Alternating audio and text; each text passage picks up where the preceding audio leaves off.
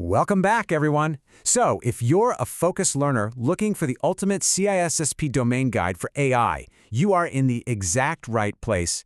Okay, let's dive into this. Today's explainer is all about how the absolute gold standard of cybersecurity certification is adapting to the recent, frankly, explosive artificial intelligence boom. I want you to think about this defining dilemma for modern businesses. Is AI your greatest asset, or is it actually your biggest security blind spot?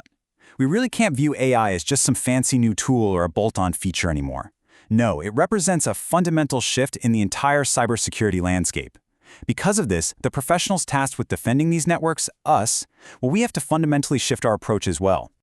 To understand how the industry is responding, we're taking a guided tour of the 8 CISSP domains by grouping them into these 6 thematic buckets for a holistic approach. We've got 1. The AI paradigm shift. 2. Risk and asset security. 3. Architecture and network defense. 4. Identity in an AI world. 5. Testing, ops, and development. And finally 6. The future of cyber defense. All right, let's get right to it. First up, Section 1, the AI paradigm shift. Here, we're looking at security and risk management. The biggest takeaway for Domain 1 is that AI security can absolutely no longer be treated as a siloed IT project by leadership. A major part of integrating AI models into existing risk frameworks involves algorithmic bias, basically systematic errors in automated decision-making. You can't just deploy an AI and hope for the best. You have to establish strict governance frameworks to mitigate those ethical errors. And honestly, this touches heavily on third-party risk too. When you rely on external providers, you've got to evaluate those AI supply chains, demand transparency in how their data is sourced, right? You have to make sure AI adoption isn't creating these massive, unmanaged blind spots in your legal and regulatory compliance. Moving to our second bucket, Section 2, risk and asset security, covering CISSP Domain 2. If an AI system is an engine, well, data is its absolute lifeblood. Without high-quality data, the whole system is practically useless. Now, what's really interesting about this slide is how it highlights a fascinating new threat: data poisoning. Traditional security focuses on preventing data theft, but poisoning? That's when malicious actors sneak in and subtly tamper with the information used to actually teach your machine learning systems. This completely threatens the integrity of the AI throughout its entire life cycle. I mean, think about it. If a system is trained on poisoned data, every single decision it makes moving forward is fundamentally compromised. To stop this, we kind of have to rethink asset classification entirely. It starts with the raw training datasets, which then evolve into pre-trained models, and are finally fine-tuned into specific model weights. Every single step in that progression must be meticulously managed, classified, and protected as high-value intellectual property to maintain data integrity. And of course, privacy remains a massive cornerstone. When AI processes personally identifiable information, or PII, satisfying security and privacy mandates means you need specific technical controls. I'm talking about things like differential privacy and data masking within your environments. This creates a secure, reliable roadmap for managing the collection, storage, and eventual destruction of all that sensitive data used in machine learning. Let's transition to Section 3, Architecture and Network Defense, which brings together domains 3 and 4. Before we even talk about networks, we have to look at how the AI is actually built. The CISSP now champions what we call explainable AI.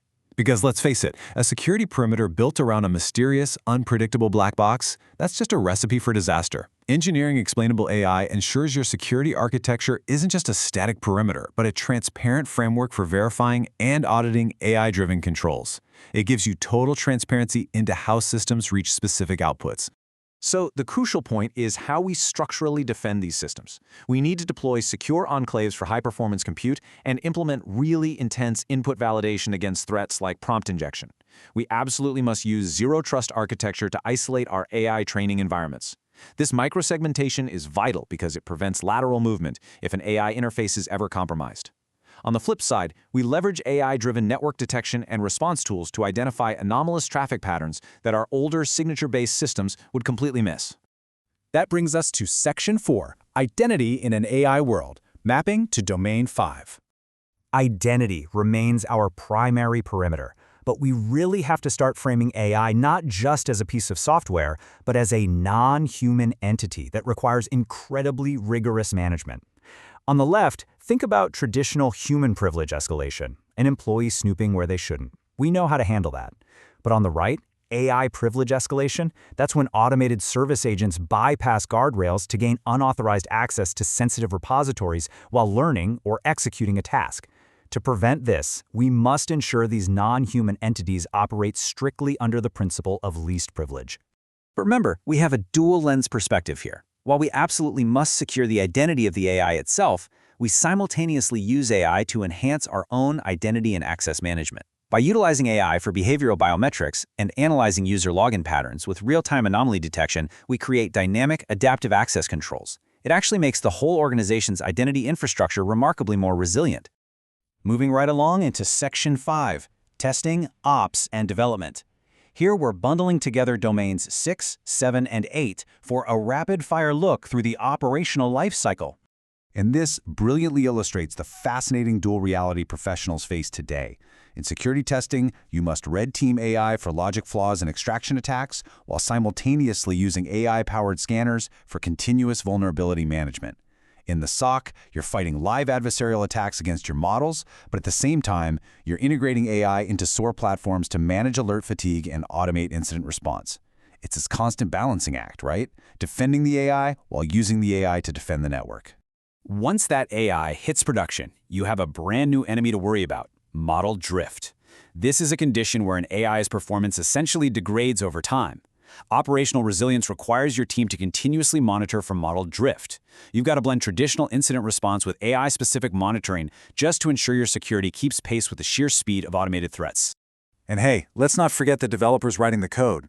We have to mitigate threats like model hijacking and inference attacks, targeting machine learning libraries deep within the software supply chain. We must embed AI considerations directly into the software development lifecycle. Because while AI-assisted coding is incredibly fast, it is completely notorious for accidentally injecting insecure, hallucinated code snippets right into your finished, production-ready product. No one wants that. Finally, this brings us to Section 6, the future of cyber defense. Let's move to this summary and see how this builds a comprehensive, holistic defense strategy. Moving forward, AI is no longer a footnote, it is literally woven across all 8 CISSP domains. You must actively govern AI ethics and mitigate bias, completely secure your training datasets and model weights as high-value assets, and utilize AI as a force multiplier to automate vulnerability management and SOAR platforms. This framework empowers defenders to perfectly balance securing AI assets with leveraging AI for peak operational efficiency. To wrap up, I want to leave you with one final provocative thought. Are your organizational defenses evolving as fast as the automated threats they face? The technology isn't waiting around, and neither are the adversaries. It's totally up to you to integrate these frameworks and ensure your own network's readiness. Thank you so much for joining me for this explainer. Keep learning, keep structurally organizing those defenses, and I'll see you in the next one.